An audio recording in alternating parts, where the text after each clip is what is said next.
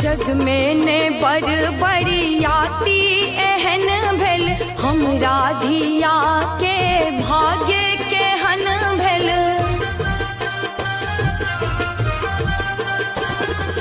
जग में ने बड़ बड़ियाती एहन भेल, हमरा धिया के भाग्य केहन भेल। रूप गिरजा के देख को नोरा गेली ना है परा गेली ना।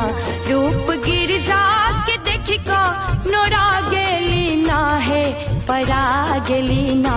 मैं ना देखते महादेव परा गेली ना।